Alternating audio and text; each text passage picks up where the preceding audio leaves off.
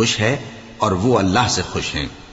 اور اس نے ان کے لیے باغات تیار کیے ہیں جن کے نیچے نہریں بہ رہی ہیں،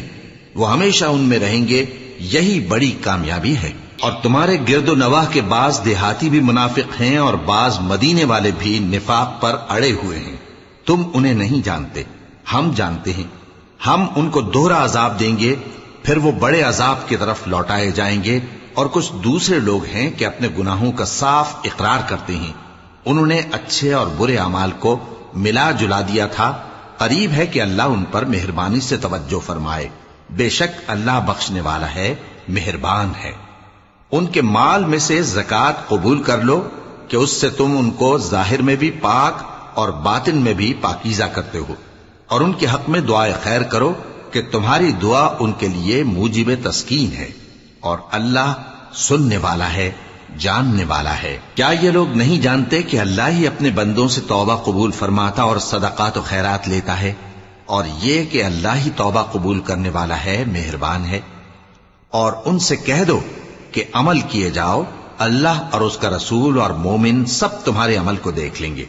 اور تم غائب و حاضر کے جاننے والے کی طرف لوٹائے جاؤ گے، پھر جو کچھ تم کرتے رہے ہو وہ سب تم کو بتا دے گا۔ اور کچھ دوسرے لوگ ہیں جن کا کام اللہ کے حکم پر موقوف ہے، چاہے وہ ان کو عذاب دے اور چاہے معاف کر دے، اور اللہ جاننے والا ہے، حکمت والا ہے۔ اور ان میں ایسے بھی ہیں جنہوں نے اس غرض سے مسجد بنائی ہے کہ ضرر پہنچائیں اور کفر کریں اور مومنوں میں تفرقہ ڈالیں، اور جو لوگ اللہ اور اس کے رسول سے اس سے پہلے جنگ کر چکے ہیں ان کے لیے گھات کی جگہ بنائیں، اور قسمیں کھائیں گے کہ ہمارا مقصود تو صرف بھلائی تھا، مگر اللہ گواہی دیتا ہے کہ یہ جھوٹے ہیں۔ تم اس مسجد میں کبھی جا کر کھڑے بھی نہ ہونا، البتہ وہ مسجد جس کی بنیاد پہلے دن سے تقوی پر رکھی گئی ہے اس قابل ہے کہ اس میں جایا اور نماز پڑھایا کرو۔ اس میں ایسے لوگ ہیں جو پاک رہنے کو پسند کرتے ہیں، اور اللہ پاک رہنے والوں کو پسند کرتا ہے۔ بھلا جس شخص نے اپنی عمارت کی بنیاد اللہ کے خوف اور اس کی رضامندی پر رکھی، وہ اچھا ہے یا وہ جس نے اپنی عمارت کی بنیاد ایک کھائی کے گرنے والے کنارے پر رکھی، پھر وہ اس کو دوزخ کی آگ میں لے گرا،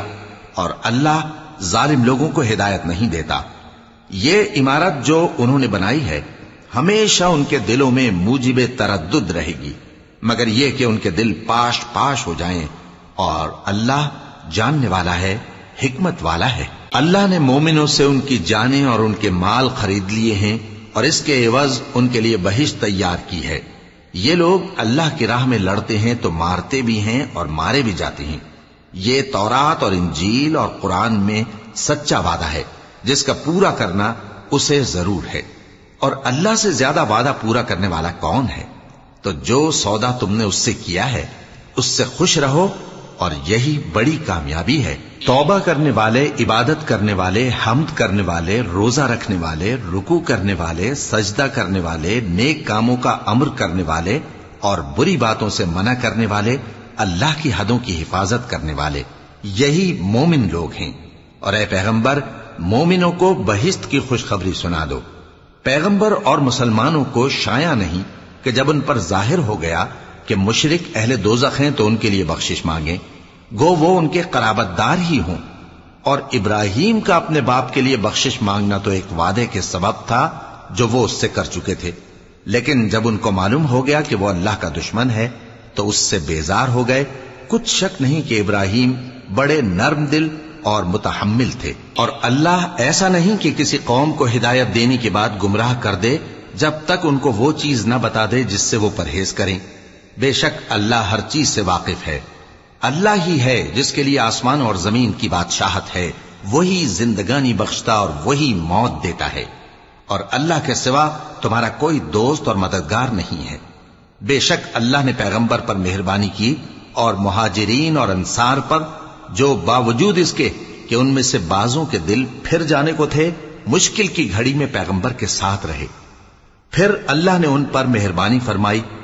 بے شک وہ ان پر نہایت شفقت کرنے والا ہے، بڑا مہربان ہے۔ اور ان تینوں پر بھی جن کا معاملہ ملتوی کیا گیا تھا، یہاں تک کہ جب زمین باوجود فراخی کے ان پر تنگ ہو گئی اور ان کی جانیں بھی ان پر دوبھر ہو گئیں، اور انہوں نے جان لیا کہ اللہ کی گرفت سے بچنے کے لیے کوئی جائے پناہ نہیں مگر اسی کی